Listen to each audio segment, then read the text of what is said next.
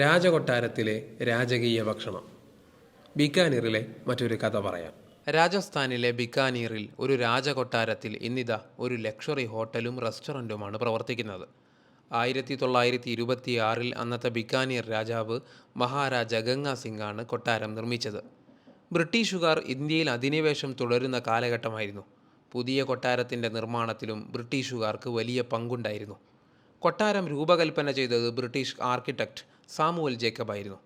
രാജകീയമായ പ്രൗഢികളോടെയാണ് കൊട്ടാരത്തിൻ്റെ അകത്തളങ്ങൾ സജ്ജീകരിച്ചിരിക്കുന്നത്.